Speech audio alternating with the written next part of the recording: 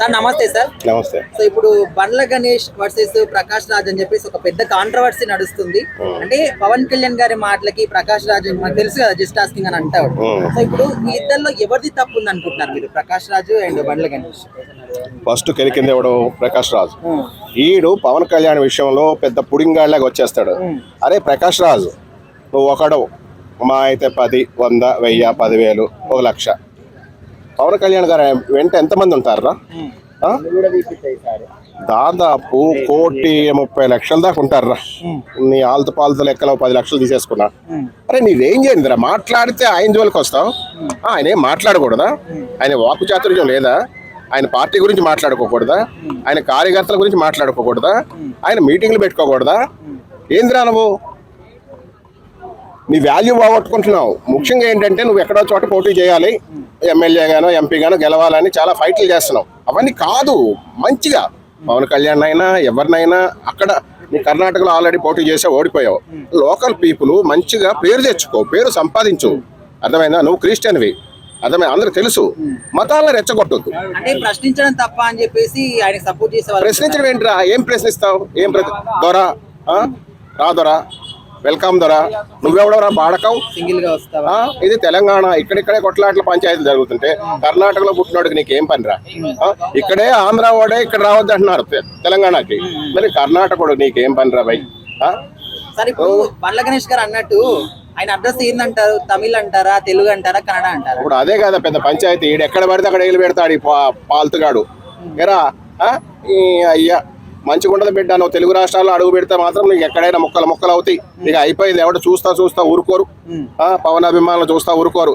తెలుసు కదా ఆయన చాలా మౌనం. ఆయన సీరియస్ అయితే ఎట్లా ఉంటుందో మేము చాలా మౌనం. మేము సీరియస్ అయితే చాలా ఘోరంగా ఉంటాయి పరిస్థితులు. బంద్ చేసుకో. ఆయన భక్తుడు రాడు.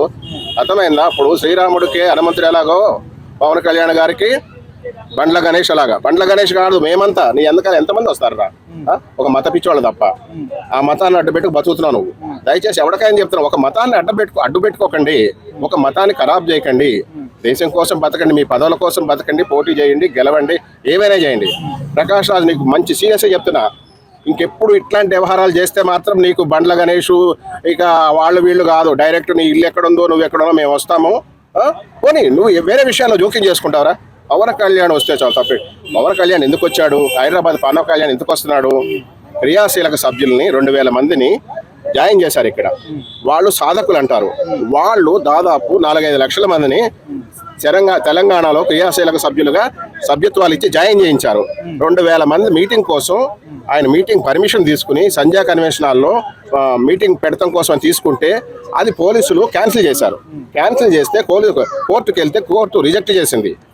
దీంట్లో మేముంటే మళ్ళీ ఇంకోటి ఏంటి, ఇంటి దగ్గర మీటింగ్ పెట్టుకుంటే అక్కడ కూడా జనసేన కార్యకర్తల్ని పవన్ కళ్యాణ్ గారి అభిమానుల్ని లాఠీ చార్జ్ కొట్టారు.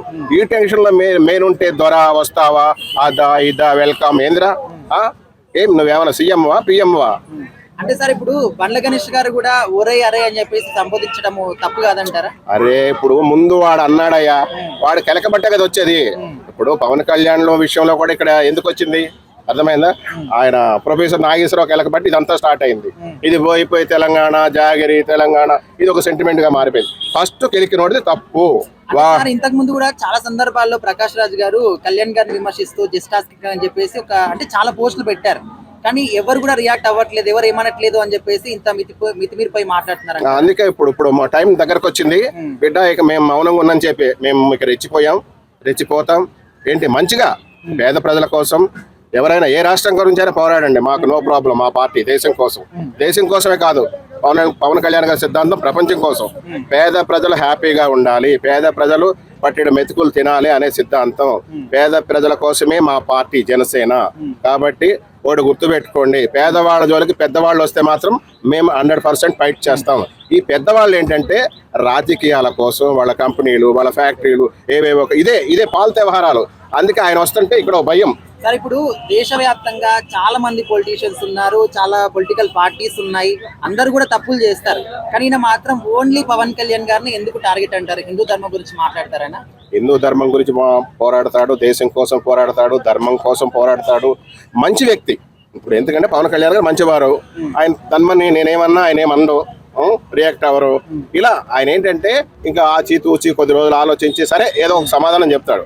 ఎందుకంటే ప్రతి చిల్లరగాడికి ఆయన రియాక్ట్ అయిపోరు పవన్ కళ్యాణ్ గారు. పవన్ కళ్యాణ్ గారు అంటే అది పెద్ద ఇష్యూ అయితే అది దాని గురించి ఎందుకా అని చెప్పేసి దాన్ని ఖండించాలని చెప్పి, కానీ ఇట్లా ప్రతి దానికి ఈ చిల్లరగాళ్ళకి ఆయన వెంటనే రియాక్ట్ కావాలి. సార్ ఓవరాల్ గా అంటే ఇలాంటి మళ్ళీ మాట్లాడకుండా ఉండాలంటే ఆయన ఏం చేయాలంటారు? ఏం చేయాలి? ఇప్పుడు నా భాషలో ఒక అభిమానంగా చెప్తున్నా, ఆయనకి తగలాలి, తగిలితేనే పని అవుతుంది.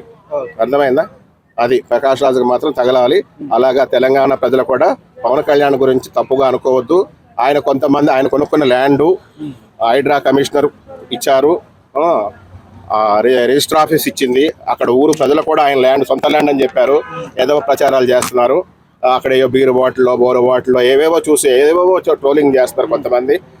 వాళ్ళకు కూడా చెప్తున్నా, అమ్మ తెలంగాణ ప్రజలకు ప్రత్యేకించి చెప్తున్నా, ఆయన తెలంగాణకు వచ్చేది ఎందుకంటే తెలంగాణ పేదరిక నిర్మూలన కోసమే ఈ పార్టీ. ఎందుకంటే తెలంగాణ పుట్టిన పార్టీ కనుక ప్లీజ్ దయచేసి ఆయన మంచివాడు జోలికి రాకండి.